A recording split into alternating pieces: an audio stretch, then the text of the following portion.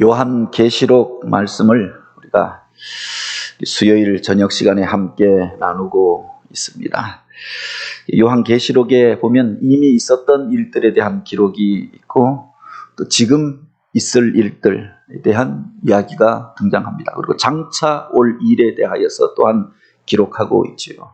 2000년 전에 사도 요한을 통하여서 하나님이 주셨던 그 말씀들이 이미 그 2000년의 과정을 통해서 이 땅 가운데서 이미 이루어졌던 일들이 있습니다. 그리고 오늘날 우리가 격동하는 세상 속에서 살아가는데 많은 징조들을 통하여 마지막 때가 다가오고 있다라고 하는 것을 우리가 깨닫게 되지요.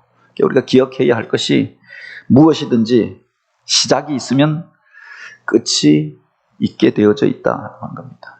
태어날 때가 있으면 죽을 때가 있음을 우리가 알아야죠. 지금 건강하고 지금 우리가 청춘인 것 같아도 언제든 그날이 오게 될 것입니다.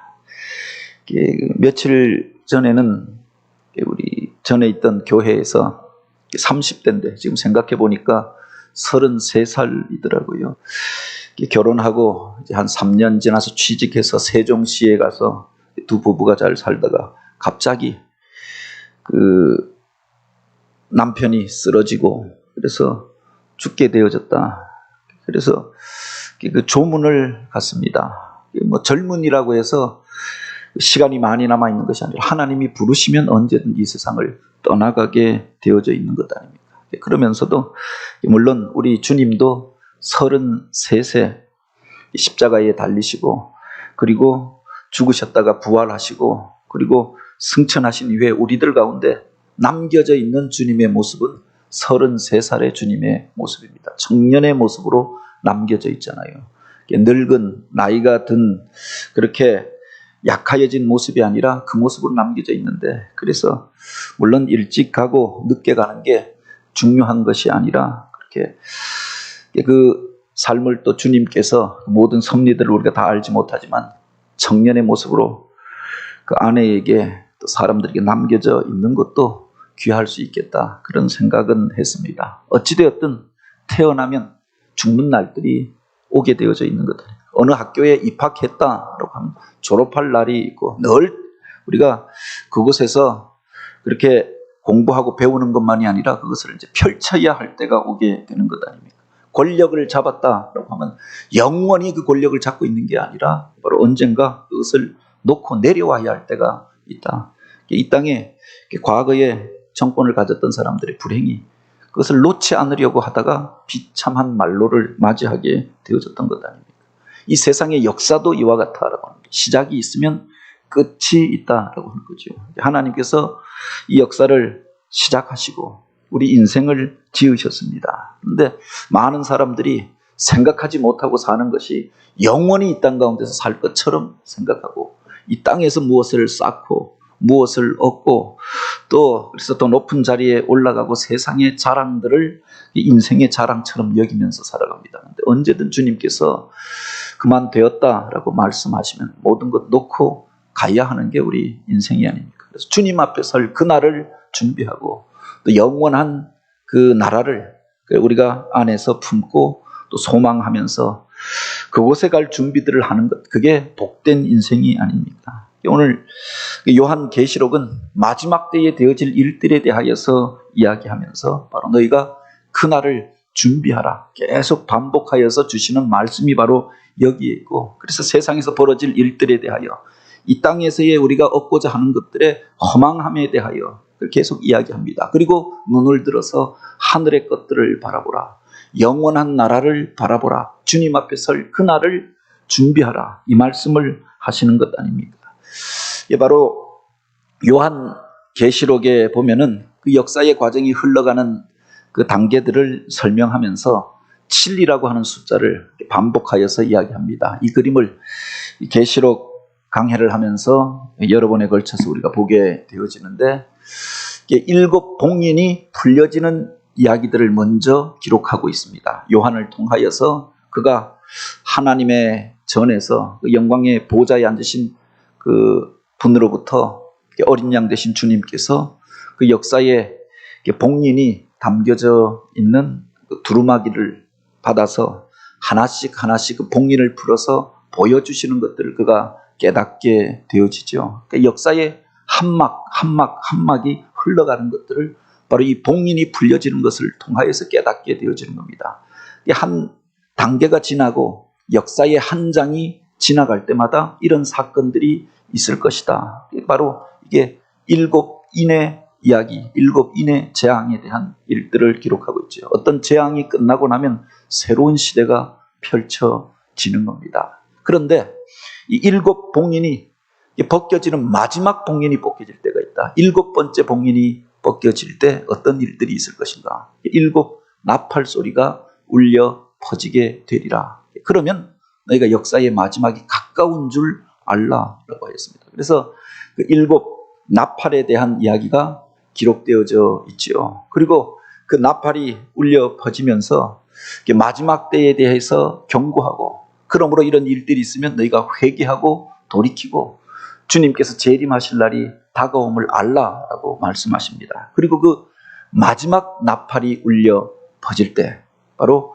일곱 대접이 이 세상 가운데 쏟아지게 되리라. 마지막 나팔이 울려 퍼질 땐 이제 끝이다 라고 하는 거죠. 오늘 우리가 읽은 이 본문은 그 마지막 나팔이 울려 퍼질 때 하나님께로부터 일곱 천사가 세상의 심판을 향한 일곱 대접을 받아서 이 세상을 향하여 내려오는 그 장면을 보는 것으로부터 시작되어집니다.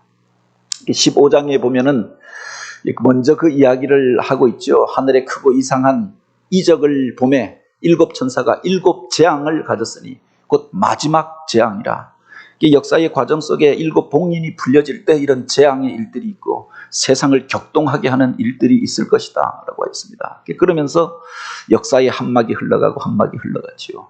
마지막 그 나팔 소리가 울려 퍼질 때, 일곱 나팔이 울려 퍼질 때 그것을 통해서 우리로 깨달으라고, 잠자는 자들은 일어나라고, 그래서 깨어서 주님 앞에 설 날을, 그때를 준비하라고 이런 사건들이 일어나게 될 것이다 라고 했습니다. 그런데 이제 마지막 나팔 소리가 울려 퍼질 때는 이제 마지막 재앙이다. 이 재앙도 끝이다 라고 하는 말이죠. 그 마지막 재앙을 일곱 천사가 가지고 나오는 것을 그가 보았다라고 하였습니다. 그때 그 속에서 구원함을 얻은 자들이 하나님 앞에서 이긴 자의 노래, 승리의 노래, 그리고 그 모세의 노래, 어린 양의 노래를 부르게 될 것들을, 그들이 전능하신 하나님을 찬양하고 하나님의 의로우신 심판을 오히려 기뻐하면서 하나님 앞에 나아가는 사람들을 보았다라고 했습니다. 그 일곱 대접의 심판 가운데서도 구원함을 얻고 오히려 그 가운데서 하나님 앞으로 담대하게 나아갈 자들이 있음을 먼저 이야기하고, 이제 오늘 우리가 읽은 본문에 보면은 바로 일곱 천사가 하나님으로부터 바로 금대접 일곱을 가지고, 그래서 그 주님의 보좌 앞에 있었던 그 네 생물 가운데 하나가 그 대접을 천사들에게 나누어 주는 겁니다. 이제 이 세상에 가서 이것을 부으라 명령하는 것을 바로 15장 마지막에 보면 기록하고 있지요. 하늘에 증거 장막이 열리면서 그곳에서 바로 마지막의 일들이 나타나게 되어지고 그 대접을 가진 천사들이 하늘로부터 세상을 향하여 내려오는 것을 보았다라고 하였습니다. 그리고 오늘 본문에 보면 바로 이것을 기록하고 있지요. 내가 들으니 성전에서 큰 음성이 나서 일곱 천사에게 말하되 너희는 가서 하나님의 진노의 일곱 대접을 땅에 쏟으라 하더라. 그들이 이제 이 대접을 가지고 세상을 향하여 내려오는 것을 보았다. 여기서 말하는 성전은 이 땅에 있는 성전이 아니라 하늘에 있는 성전을 말하는 거죠. 하나님의 보좌가 있고 하나님께서 일곱 천사들에게 바로 이 땅에 가서 이제 되었다, 마지막 심판을 선포하고 회개하지 아니하고 돌이키지 아니하고 우상을 섬기며 하나님을 대적하였던 이들을 향하여 심판의 그 사건들을, 진노의 심판을 일으키게 될 것을 말씀하시는 거죠. 그 첫 번째 대접이 쏟아지게 될 때 그 대접을 땅에 쏟음에 짐승의 표를 받은 사람과 그 우상에게 경배하는 자들에게 악하고 독한 종기가 나더라라고 하였습니다. 물론 우리가 몸에 나는 게 단순한 종기라고 생각해 볼 수도 있는데, 그 첫 번째 대접은 이 땅을 향하여서 쏟아지고, 그리고 이 땅에 사는 사람들 가운데서 무서운 바이러스와 전염병으로 인하여서 사람들이 고통당하는 일들이 일어나게 될 것을 말하는 것으로 해석할 수 있습니다. 1970년대에 에볼라라고 하는 바이러스가 발견되어졌습니다. 이 에볼라 바이러스의 그 그림인데, 사람의 피 속에 들어와서 사람을 갉아먹고 그 속에서 그 붉은 반점들이 나고 사람들이 쓰러지고, 그래서 이 에볼라 바이러스에 감염되어지면 치사율이 90%에 이른다라고 이야기합니다. 근데 76년도에 이것이 나타났다가 어떻게 없어졌는지 없어져 버렸습니다. 그런데 1996년도에 다시금 에볼라 바이러스가 나타나서 콩고, 나이지리아, 그 서부의 아프리카를 휩쓸면서 수만 명이 죽는 일들이 있었습니다. 그러다가 다시금 잠잠하였다가 2005년에 다시금 이 에볼라, 더 강력해진 에볼라 바이러스가 나타나서 또 수많은 사람들이 죽는 일들이 있었습니다. 이 우상을 섬기는 그 자리 가운데, 그 문화권 가운데에서 바로 이런 바이러스가 일어나게 되어졌다라고 하는 거죠.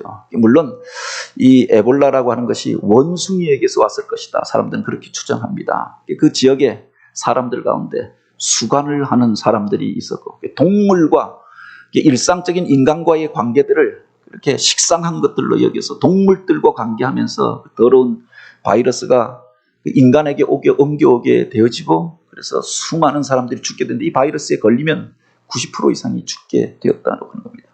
그 이후에 에이즈라고 하는 바이러스가, 이것도 바이러스죠. 눈에 보이지 않는데 전염이 되어지는데, 이것도 아마 동물에서 온 것이 아닌가라고 생각하는데, 인간들 간에는 보통은 동성애를 하는 사람들을 통해서 전염되어진다고 하지요.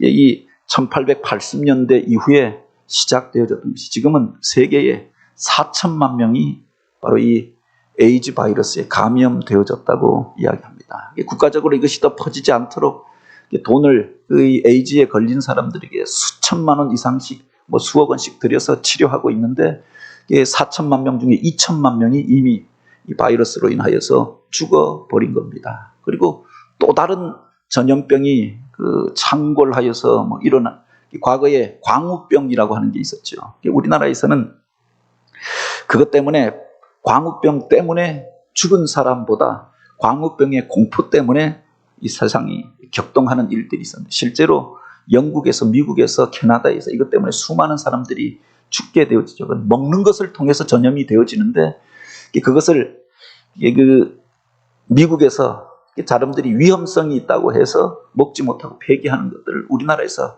가져와도 좋다, 대통령이 사인하고 오면서 문제가 되어졌던 것 아닙니까? 그런데 실제로 이런 일들이 우리나라에서 그렇게 그 원인을 알 수 없이 뇌가 스펀지처럼 구멍이 나서 죽는 일들이, 제가 아는 어떤 분들 가운데서도 그런 일이 있었고, 원인을 알 수 없는데 아마 음식물을 통해서 온 것이 아닌가, 그런 바이러스에 의한 감염이 나타나고 있다. 조류 독감이라고도 하죠. 조류 인플루엔자를 해서 동물들을 통해서 인간들에게 오는 이런 바이러스가 있고, 요사이는 이제 사스, 코로나 이런 바이러스들이 창궐하잖아요. 그런데 지구를 한 바퀴 돌고 다시금 중국으로 들어간 겁니다. 베이징에서 다시금 그들이 이제 끝났다라고 선언했는데, 다시금 이 코로나 바이러스가 감염되기 시작했는데, 처음 우한에서 시작됐던 바이러스에 비해서 그 전염력이나 치사율이 5배 이상 강해진 모습으로 그렇게 한 바퀴를 돌고 다시금 나타나게 되었다. 그래서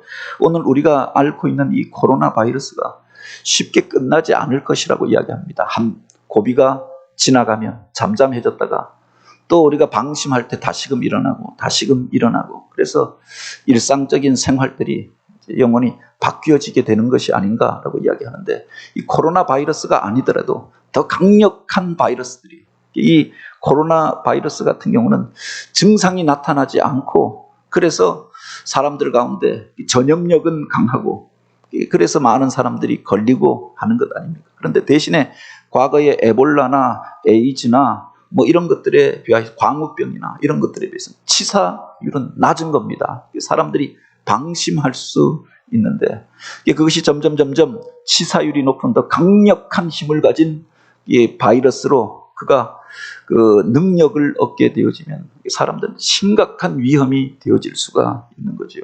이 땅 가운데 바로 이런 일들이 일어나게 될 것이다 라고 했고, 특별히 우상을 숭배하는 자들에게 악하고 독한 종기의 모습으로, 무슨 에이즈에 걸린 사람들도 여기에 보면 붉은 반점이 나고 쏘고 열이 나고 그러다가 사람들이 쓰러지게 되고 피를 토하게 된다고 이야기하는데, 바로 우상을 숭배하는 그것을 거점으로 하여서 퍼져가게 될 것이다. 우상이라고 하는 게 하나님보다 사람이 더 사랑하는 것, 그래서 하나님처럼 섬기고 경배하는 것, 그것이 어떤 형상이 될 수도 있고 어떤 사상이 될 수도 있고 어떤 문화가 될 수도 있는 것 아닙니까? 그것을 거점으로 해서 이 땅 가운데 첫 번째 대접이 쏟아지게 될 것이다 라고 했습니다. 두 번째 대접의 심판은 바로 3절에 기록되어져 있죠. 둘째 천사가 그 대접을 바다에 쏟음에 바다가 곧 죽은 자의 피같이 되니 바다 가운데 모든 생물이 죽더라 라고 하였습니다. 바다 가운데 그 재앙이 나타나서 그 바다가 피처럼 변하게 되어지는 일들이 일어나게 될 것이다 라고 하였는데, 그 이전에 나타나는 일곱 인이 처음 떼어졌을 때, 또는 일곱 나팔에 두 번째 나팔이 울려 퍼질 때 나타나는 일들은 지구의 4분의 1이 또는 3분의 1이 그런 재앙을 당하게 될 것이다. 그런데 여기에 보면은 지구의 4분의 1, 3분의 1 어느 바다에 나타나는 게 아니라 바로 그 바다의 쏟음에 바다가 곧 죽은 자의 피같이 되어 바다 가운데 모든 생물이 죽더라라고 했습니다. 모든 바다에 바로 이런 재앙이 나타나게 될 것을, 그것을 요한은 죽은 자의 피같이 되더라. 우리가 보통 붉은 것을 생각할 수도 있는데 요사이 실제로 바다에서 적조 현상이 나타나고 생물들이 떠오르고 이런 일들이 있습니다. 그런데 죽은 자의 피는 불따기보다는 검은 것 아닙니까? 바다가 시꺼멓게 되어져서 생명이 살 수 없는 것들로 바뀌어지게 될 것이다. 어쩌면 이 땅 가운데서 사람들이 얻는 그 음식들 중에 3분의 1, 3분의 2 이상이 바다에서 나는 것들이다라고 이야기하는데, 먹을 것을 얻지 못하고 그 바다에서 그렇게 썩은 냄새가 진동하며 인간의 삶의 과정 속에서 가장 가까이 있는 것들 중에 하나가 바로 이 바다고 물이 아닙니까? 그것이 썩은 내로 진동하는 것들로, 그리고 생명이 살 수 없는 것들로 바뀌어지게 될 것이다. 어느 대륙에서만, 어느 나라의 바다에서만 이런 오염이 나타나고 바다가 그래서 더러워지고 핏빛으로 변하는 현상 정도가 아니라 모든 바다가 그렇게 되리라, 그렇게 말하고 있는 거죠. 뿐만 아니라 세 번째 대접이 쏟아지게 될 때 바로 그 대접을 강과 물 근원에 쏟음에 피가 되니라 라고 하였습니다. 이제는 그 먼 바다가 아니라 우리들이 실제로 마실 물이 오염되어져 버리는 겁니다. 물이 없이는 우리가 살 수가 없잖아요. 그리고 큰 도시들은 다 강가에서 형성되어져 있는 것 아닙니까? 물이 사람들이 씻고 그리고 생활하려고 하면 물이 필수인데 그 물이 오염되어져 버린 거죠. 그리고 그것이 피로 바뀌어지더라. 우리가 상징적으로 해석할 수도 있고 실제적인 것들로 우리가 해석할 수도 있는데, 마지막 때가 되면은 이게 분명하게 드러나게 되지 않겠습니까? 어찌되었든 성도들과 선지자의 피를 흘렸으므로 그 도시마다 어떤 문명권마다 믿는 자들을 핍박하고 하나님을 섬기는 자들, 그리고 말씀을 전하는 자들을 죽이고 순교의 피가 흘려졌던 곳이 있지 않습니까? 그 피로 말미암아 그 땅에 물들이 바로 이와 같이 마실 수 없는 물들로 바뀌어지게 될 것이다. 그 피의 재앙을 그들이 당하게 될 것을 경고하시죠. 그리고 그것을 통해서 오히려 하나님의 의로우심과 신실하심이 나타나게 될 것이다. 피를 본 자가 그 피의 재앙을 당하게 되는 거죠. 피를 흘린 자가 이제 더 이상 세상 가운데서 마실 물이 없어서 고통당하는 그 일들이 벌어지게 될 것을 이야기합니다. 그래서 그것을 보고 제단에서 하늘의 음성이 들려 이르되 주 하나님 곧 전능하신 이시여 심판하시는 것이 참되고 의로우시도다. 하나님께서 이제 이 땅 가운데 심판하는 일들을 이와 같은 것들을 통해서 행하게 될 것을 말씀하십니다. 그리고 네 번째 재앙이 임하지요. 이것이 네 번째 재앙은 8절에 기록되어져 있습니다. 넷째 천사가 그 대접을 해에 쏟음에 해가 권세를 받아 불로 사람을 태우니 사람들이 크게 태움에 태워진지라. 이 재앙을 행하는 권세를 가지신 하나님의 이름을 비방하며 회개하지 아니하고 주께 영광을 돌리지 아니하더라라고 했습니다. 이 네 번째 대접의 재앙은 해가 권세를 얻게 되어지고 그 불로 인해서 사람들이 태움을 당하고 그 태움으로 인하여 고통을 당하는 일들이 있을 것이다. 물론 이것을 해석할 때 어떤 이들은 마지막 핵전쟁이라고 이야기하기도 하지요. 그 히로시마의 나가사키에 그 핵폭탄이 떨어졌을 때, 리틀보이라고 하나요? 그 폭탄이 떨어졌을 때 하나가 그냥 번쩍하면서 성광이 있고 불이 그 가운데 임하는 것 같았는데 사람들이 몸이 태우고 녹아내리고 그래서 죽어버리고 산 사람도 온몸이 짓물러 내리면서 그렇게 살아있는 날 동안 고통당하다가 죽어간 것 아닙니까? 그래서 아마 요한이 이것을 보고 이야기한 것이 아닐까. 그 세계적인 멸망의 전쟁이 일어나게 될 것을, 핵전쟁이 일어나게 될 것을 말한 것이 아닐까 이렇게 해석하기도 하고, 그렇지 않더라도 실제적인 해가 태움을 당하여서 우리 지구와 태양의 거리가 조금만 가까워져도 이 지구에는 사람이 살 수 없는 그런 환경이 되어지는 것 아닙니까? 무슨 요사이는 태양에서 흑점의 활동이 활발해졌다. 그래서 뭐 불꽃이 그곳에서 활활 타는 불덩어리가 아닙니까, 해가. 그런데 그곳에서 폭발이 계속 일어나는 거죠. 그런데 그 거대한 폭발 하나가 지구에 엄청난 영향을 끼친다라고 하는 겁니다. 이것이든 저것이든 자체적인 인간이 만들어 놓은 무기에 의해서 이 땅 가운데 불의 재앙이 임하든 아니면 실제로 말한 대로 그 해를 통하여서 바로 이 땅 가운데 사람들이 태움을 당하는, 고통당하는 일들이 벌어지게 되든 마지막 때에 이런 재앙이 온 땅 가운데 임하게 될 것이다. 다섯 번째 대접의 재앙은 바로 다섯째 천사가 그 대접을 짐승의 왕자에 쏟으니 그 나라가 곧 어두워지며 사람들이 아파서 자기 혀를 깨물고 아픈 것과 종기로 말미암아 하늘의 하나님을 비방하고 그들의 행위를 회개하지 아니하더라.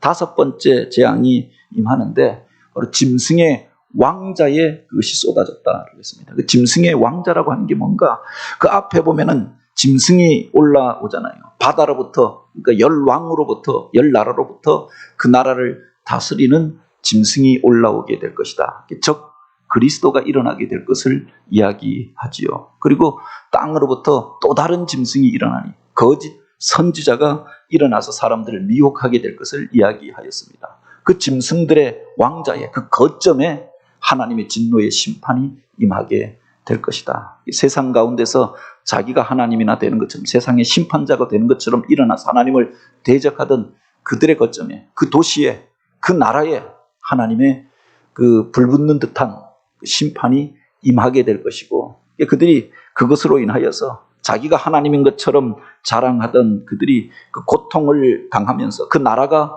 어두워지고 사람들이 아파서 자기 혀를 깨물고 아픈 것과 종기로 말미암아 하늘의 하나님을 비방하게 되더라. 그래서 회개하고 돌이키는 것들이 아니라 점점 대적하여 가는 겁니다. 재앙이 일어날 때 회개하고 돌이키는 사람들이 있잖아요. 근데 반면에 그 앞에 그 네 번째 재앙이 나타나게 될 때, 다섯 번째 재앙이 나타나게 될 때, 그 재앙이 임하니까 워낙 고통스러운 일들이기 때문에 또한 그러했겠죠. 그 재앙을 행하는 권세를 가지신 하나님을 향하여서 비방하고 회개하고 하나님께 영광을 올려드리지 아니하더라. 그런데 그 뒤에 보면은 이제 그것으로 말미암아 하나님을 비방하고 그 행위를 회개하지 아니하더라. 회개하지 아니하고 오히려 하나님을 향하여 원망하고 비방하고 대적하는 일들이 더 극심함에 이제 마지막 그 대접의 재앙이 임하게 될 것을 이야기합니다. 그 여섯 번째 재앙이 그 유명한 아마겟돈 전쟁입니다. 그 성경에 보면 그렇게 기록하지요. 여섯째 천사가 그 대접을 금강 유브라데에 쏟으니 강물이 말라서 동방에서 오는 왕들의 길이 예비되었더라. 그 앞에 보면 7 나팔의 재앙에 보면은 유브라데 전쟁이 일어납니다. 동방과 서방의 열왕들이 그곳에서 모여서 전쟁을 벌이게 되더라. 이 유브라데에서 마지막 전쟁이 시작되어져서 바로 아마겟돈 전쟁으로 이어지게 될 것을 이야기하지요. 하나님의 심판이 바로 그 땅에 임하니까 그 유브라데 강이 말라버리고 동방의 군대가 이제 그 군사를 몰아서 아마겟돈을 향하여 오게 되고 그곳에서 큰 전쟁이 마지막 전쟁이 일어나게 될 것을 이야기하죠. 우리가 이 유브라데를 주목해야 할 것이 유브라데 강을 중심으로 최초의 문명이 일어났습니다. 그런데 역사상 그곳에서 세계를 제패하던 나라들이 유브라데 강으로부터 일어났던 거죠. 바벨론이 일어나고 아시리아가 일어나고 페르시아가 일어나고 그런데 근대에 와서 이것이 세계의 화약고가 되어졌다고 하는 겁니다. 그래서 그 이전에 보면은 이라크 전쟁이 이곳에서 일어나지 않았습니까? 그런데 이라크가 무너지면은 그 땅에 평화가 올 것이다. 후세인 정권이 무너지면 평화가 올 것이다 라고 생각했는데 후세인이 없어진 자리에 IS라고 하는 극단적인 무장 혁명 세력 그렇게 그 폭력적인 테러 집단이 그곳에 자리를 하게 되어졌던 거죠. 차라리 독재자가 있을 때는 통제가 되어졌는데 독재자가 없어지고 나니까 그 무기들이 일반 테러 분자들에게 넘어가면서 그곳에서 IS 왕국이 일어나게 되어진 겁니다. 그러면서 이 IS 때문에 세계의 군대가 이 유브라데로 모두 몰려가게 되어졌던 것 아닙니까? 그래서 지금은 그 전쟁이 지금 막바지를 향하여 치달아가고 있다라고 하죠. 이 유브라데 강을 중심으로 하여서 그들이 상류로 하류로 옮겨 다니면서 여기에 미국군이 참전하고 뿐만 아니라 러시아가 그 가담하고 터키의 군대가 여기에 함께하여서 합류하고 시리아에서 내전이 일어나고 또 남방의 군대들이 올라오고 유럽의 연합군들이 EU의 군대가 넘어오게 되어지고 중국도 그 배후에서 무기를 제공하고 있다고 이야기합니다. 이 유브라데가 이 마지막 전쟁의 출발점이 될 것을 이야기하죠. 마지막 그 나팔 소리가 울려 퍼질 때 유브라데에서 전쟁이 일어나게 될 것이다. 2억의 군대가 그것으로 모여들게 될 것이다 라고 했는데 여기에서 이 전쟁이 이제 아마겟돈 전쟁으로 이어지게 될 것을 이야기하지요. 그때 여기에 보면 이렇게 이야기합니다. 내가 보니 깨구리 같은 새 더러운 영이 용의 입과 짐승의 입과 거짓 선지자의 입에서 나오니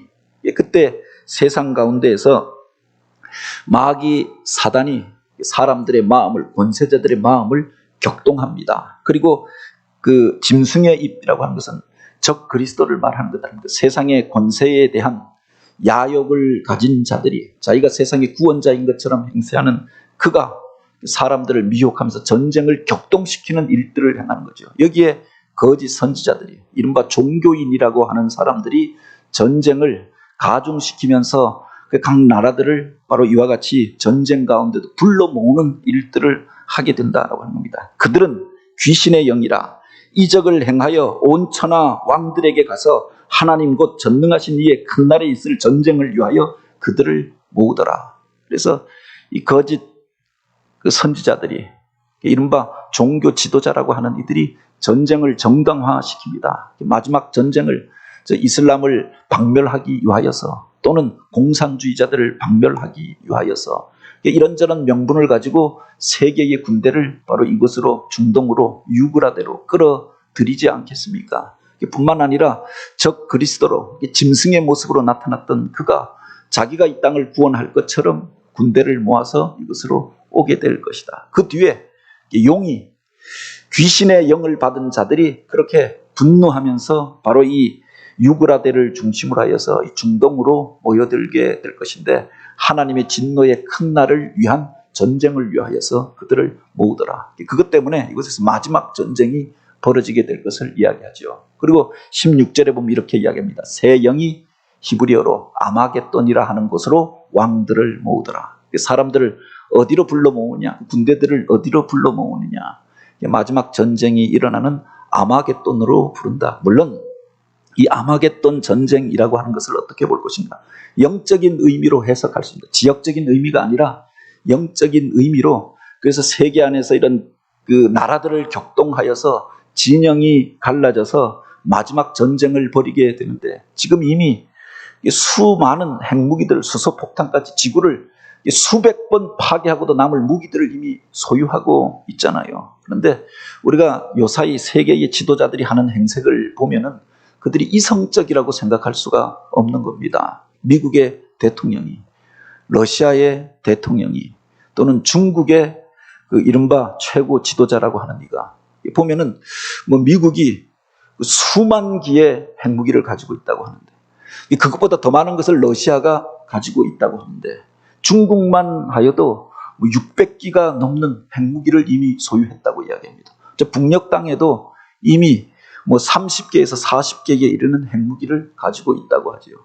파키스탄에, 인도에, 이스라엘에, 뭐 이스라엘만 하여도 핵무기를 300개를 넘게 가지고 있다고 이야기합니다. 그러니 수많은 핵무기들을 가지고 있는데 합리적이고 이성적인 사람이 아니라, 인간의 생명을 귀히 여기는 사람이 아니라 그 자기 감정에 의하여서 그 핵 버튼을 그 사람들이 가지고 있는 것 아닙니까? 그래서 자기의 인격이 손상당했다, 내가 무시당했다, 한번 그 짱을 보자 해서 스위치를 누군가가 눌러버리면은 한쪽에서 핵폭탄이 쏟아져 오면 반대쪽에서 같이 쏘지 않겠습니까? 그렇게 마지막이 올 수 있다라고 하는 거죠.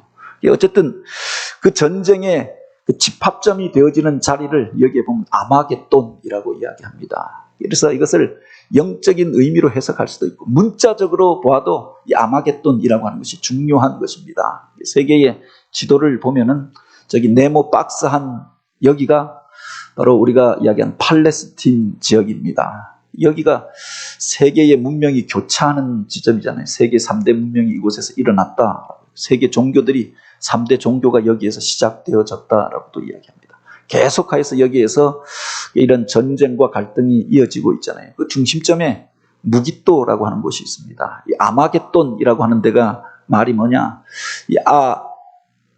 원래 이 아마겟돈이라고 하는 말은 그 원래의 말 그대로 헬라어로 보면 하르라고 하는 게 언덕을 의미합니다. 그리고 마겟돈이라는 무기또라고 하는 말을 이렇게 히랍어로 음력한 것이라고 이야기하죠. 그러니까 하르 무기또라고 하는 말입니다. 그러니까 무기또의 언덕을 가리켜서 아마겟돈이라고 말하는 겁니다. 이 무기또라고 하는 것이 이스라엘에서는 역사상 중요한 전쟁이 계속 이곳에서 벌어지게 되어집니다. 이른바 북방의 세력들이 아시리아나 히타이트나 권력을 잡은 자들이 북쪽에서 권력을 잡으면 남쪽으로 이집트나 또 남방의 아라비아나 또는 그 바빌론을 점령하기 위해서는 이곳을 거쳐서 남쪽으로 내려오는 거죠. 남쪽의 애굽이, 남방의 왕들이 권력을 얻게 되어지면 그 권세를 뻗쳐가려고 하면은 바로 이 해변길을 따라서 위로 올라오는데 무기또를 지나가게 되어져 있다고 하는 겁니다. 이 동방에서, 그 이전에 동방왕이라고 하면 바빌론이나 페르시아를 이야기하는데, 그들이 그 땅을 통일하게 되어지면 이 초생달 지역을 거쳐서 바로 동방길을 따라서 바로 이 무기또를 지나서 애굽을 정복하기 위하여서, 그리고 이 해양 세력들을 그렇게 제압하기 위하여서 무기또로 내려오게 되어진다.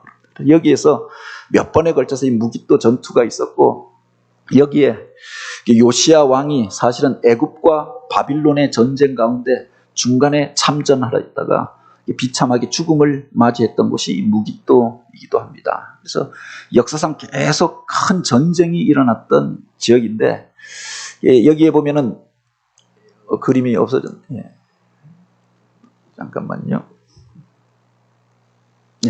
이스라엘 지역으로 보면은 이렇습니다. 북쪽으로 이렇게 해변길과 동방길이 연결되어지고, 그 서쪽으로 보면 갈멜산이 있고요. 그리고 그 밑으로는 이스라엘 평야가 있어서 대군대가 운집할 수 있는 평원이 그곳에 있는 겁니다. 그리고 동방으로 그 갈릴리 지역 요단강을 지나서 바로 동방의 군대가 넘어오는 동방길이 연결되어져 있다고 합니다. 이게 바로 무깃도 사진인데요. 이 무깃도 언덕 위에 보면은 이제 발굴이 되어지면서 그곳에서 과거에 여러 번의 전쟁의 그 흔적들이 나타나게 되어졌습니다. 그래서 이곳에 원래 그 솔로몬이 이 무깃도에다가 그 성체를 건설하고 그리고 요충지로 이곳에다가 성을 지었는데 그 이후에 몇 번에 걸쳐서 전쟁을 거치면서 수많은 로마의 그 무기들이 발견되어지기도 하고 애굽의 무기들과 또 그 사람들의 그런 그 병기들이 발견되기도 하고 바빌론의 병기들이 이곳에서 발견됩니다. 전쟁이 계속 일어나고 죽은 사람들이 묻히고 쌓이다 보니까 바로 그곳에 이런 유적들이 남겨져 있는데 마지막 전쟁이 여기에서 일어나게 될 것이다. 물론 어떤 이들은 이게 지금처럼 무슨 진짜 육군 보병들이 가서 그곳에서 칼싸움하고 창 던지고 총 쏘고 그렇게 싸우는 것이 아니기 때문에 이 아마겟돈 전쟁은 영적인 의미로 해석하는 게 맞다. 세상이 바로 양대 세력으로 갈라져서 마지막 전쟁을 이곳에서 벌이게 될 것이다. 남방 그리고 동방 서방 그리고 북방의 왕들이 대결전을 벌이는 그 전쟁을 가리켜서 과거에 마치 무깃도에서 서로 만나서 혈투를 벌이고 여기서 성패가 갈라지고 사실은 어느 나라가 이긴 것이 아니라 같이 그래서 멸망하게 되어지는 겁니다. 우리가 6.25 전쟁의 과정을 보면은 그런 일들이 있죠. 누군가가 승리한 전쟁이 아니라 같이 그것 때문에 비참함을 경험하였던 전쟁인 겁니다. 그런데 사실은 그 전쟁의 이면사를 보면은 시작되어졌을 때 물론 북쪽에 지도자의 오판이 있었고 또 전쟁 과정 속에서 이런저런 잘못된 선택들이 있었습니다. 근데 마지막에 보면은 1년 지나고 일사후퇴를 거친 다음에 이 전쟁이 끝나지 않는다라고 하는 것을 바로 북쪽의 지도자도 남쪽의 지도자도 미국도 소련도 중국도 알고 있었다라고 하죠.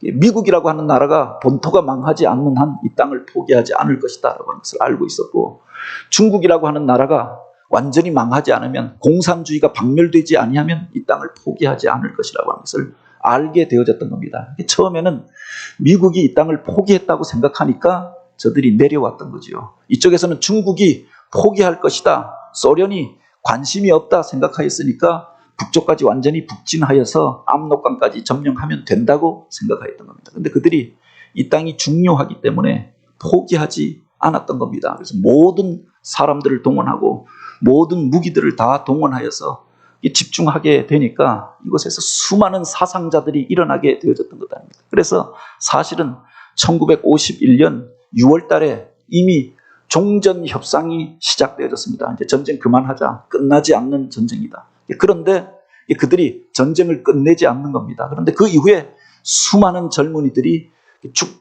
죽게 되어졌던 거죠. 고지전이라고 하는 영화가 있잖아요. 그래서 백마고지에서 몇만이 죽고 어디에서 얼마가 죽고 몇 번에 걸쳐서 고지의 주인이 바뀌고 근데 그때 그 전쟁을 왜 했느냐? 상대방의 전력을 다시는 침범하지 못하도록 최대한 적들의 군사들을 죽인 다음에 전쟁을 끝내야겠다. 남쪽에 있는 무기들을 다 소진시킨 다음에 전쟁을 끝내야겠다 생각하니까 마지막 도장은 찍지 않고 계속하여서 전쟁을 독려하는 겁니다. 그리고 그 마지막에 한 평의 땅이라도 더 차지하려고 하는데 그 속에서 얼마나 많은 사람들이 죽어갔느냐. 아마겟돈 전쟁이 아마 이렇게 될 수 있다라고 하는 거죠.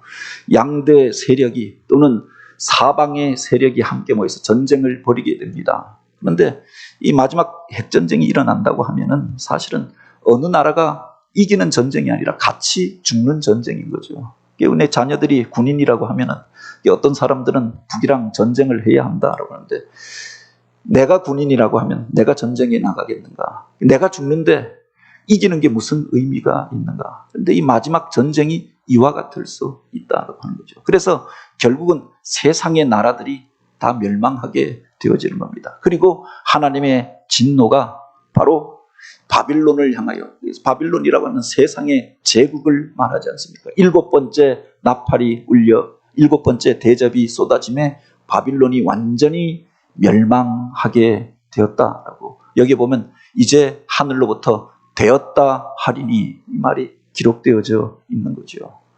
사람들이 자기가 죽는 것인지 모르고 사람을 격동하는 겁니다. 그 뒤에 역사하는 영이 있다라고 하는 겁니다. 마귀 사단이 그래서 저들을 다 박멸하기까지 이 전쟁을 해야 한다. 그리고 사람들을 동원하고 무기들을 동원합니다. 그래서 그 사람들을 죽일 뿐만 아니라 또 자기 편에 자기들의 자녀들을, 자기 가족들을, 자기 형제들, 결국은 자기도 죽는 길로 가게 되어지는 거죠. 그 배후에 마귀 사단이 이런 일들을 행하는 것 아닙니까? 죽여라. 그래서 칼을 들고 죽이게 하는데 그를 죽이면 자기가 어떻게 돼요? 자기가 감옥에 가서 평생 사실은 무가치한 자로 갇혀서 죽음만을 기다리는 존재가 되어지는 것 아닙니까? 그런데 그런 것들의 생각을 마비시키고 격동하여서 전쟁터로 몰아가는 거죠. 이게 바로 아마겟돈 전쟁이었다고 하는 겁니다. 그 와중에 이스라엘의 가장 지혜로운 왕이었던 요시아가 참전하게 되었던 겁니다. 우리가 나가면 세계의 패권을 장악할 수도 있겠다. 개혁 군주였고 신실한 사람이었지만 그도 생각을 한번 잘못하고 이 전쟁에 참전하게 되어졌을 때 그도 그곳에서 비참하게 죽게 되어지고 이스라엘이 이제 멸망을 향하여서 치달아가게 되어지는 거죠. 여호야김, 여호야긴, 시드기야, 그러면서 이스라엘의 역사가 마치게 되어졌던 것 아닙니까? 그래서 마지막 때에 분별력을 가지고 어떤 일들을 행하는 게 필요하지 않습니까? 근데 마지막 대접이 울려 퍼질 때 이런 일들이 있을 것이다 라고 하였습니다. 여기서 우리가 기억해야 할 것이 앞에 나오는 7 나팔이 울려 퍼질 때 일어났던 현상들은 물론 그것도 땅을 향하여서 경고의 사건이 일어나게 되고 바다에서 이런 경고의 사건이 일어나게 되고 강과 샘을 통하여서 또 천체에서 하늘에서 이런 일들이 나타나게 되어질 것이다. 그런데 그것은 끝이 아니라 부분적인 사건이었습니다. 맨 처음에 7인이 떼어질 때 나타나는 것은 어느 곳에서 일어났던 일이죠. 그 다음에 7 나팔이 울려 퍼질 때는 거기에 보면 이 땅의 3분의 1이 그 바다의 3분의 1이 그리고 그 샘들의 3분의 1이 재앙을 당하였더라. 한 대륙에서 한 지역에서만 재앙이 머물렀던 겁니다. 그런데 마지막 대접이 쏟아지게 될 때는 전 지구적인 세계적인 재앙이 될 것이다. 지구 반대편에서 유럽에서만 전쟁을 벌이는 게 아니라 전 세계의 나라들이 편을 갈라서 싸우게 될 것이다 하는 거죠. 뿐만 아니라 여기에 보면은 7 나팔이 울려 퍼질 때는 회개하고 돌이키라라고 하는 의미가 담겨져 있습니다. 이런 일들이 벌어지면 너희가 그때 세상 권세를 의지하지 말고 우상을 섬기고 세상의 헛된 것 쫓아하지 말고 깨닫고 돌이키고 회개하라. 그 의미가 7 나팔 속에 있었습니다. 그런데 7 대접이 울려 퍼질 때에는 이제 더 이상 그것은 경고가 아니라 그냥 끝인 겁니다. 세상 가운데 우상을 섬기던 자들, 그리고 우상의 왕자가 있었던 그곳, 그리고 그 세상 가운데서 이 전쟁에 나섰던 사람들, 그들이 다 심판에 이르게 되어지는 거죠. 회개하고 돌이키는 것이 아니라 바로 하나님을 대적하여 일어났던 이들, 깨닫고 회개하지 아니하였던 이들을 향한 심판의 사건, 멸망의 사건이 7 대접이었다고 하는 겁니다. 그 속에서도 하나님의 궁휼을 입는 이들이 있지 않습니까? 그래서 성경에 보면 그렇게 기록하고 있죠. 16장 15절에 아마겟돈 전쟁이 일어나기 전에 바로 그때 그 시대를 살아가는 성도들을 향하여 보라, 내가 도둑같이 오리니 누구든지 깨어 자기 옷을 지켜 벌거벗고 다니지 아니하며 자기 부끄러움을 보이지 아니하는 자는 복이 있다라고 하였습니다.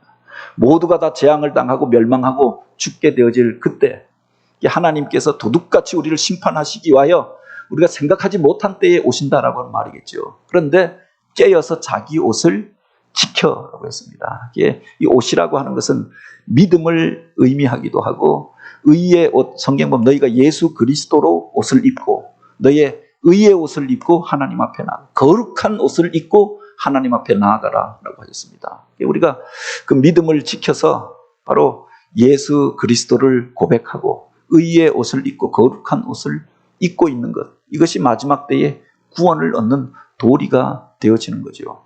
세상 따라가고 어느 나라가 권세가 있고 또 무엇이 잘 될 것 같으니까 무엇이 돈이 된다고 하니까 그래서 그것 따라가고 그 도시를 쫓아가고 그 문화를 붙잡고 살아가는 것이 아니라 예수 그리스도를 붙잡고 그래서 의의 옷을 입고 거룩한 옷을 우리가 지켜서 그렇게 살아가는 것. 이게 그때 구원함을 얻는 도리가 되고, 그 모든 것들을 우리가 포기하는 시대에 살아가고 있잖아요.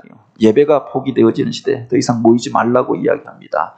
너희가 믿는다고 그런다고 구원을 얻느냐? 세상 사람들이 조롱합니다. 그래서 믿음이 약해지고 사명의 자리를 떠나고 또 하나님을 예배하고 경외하는 자리들을 떠났을 때 바로 그들에게 그 진노의 심판이 같이 임하게 될 것을 이야기하지요.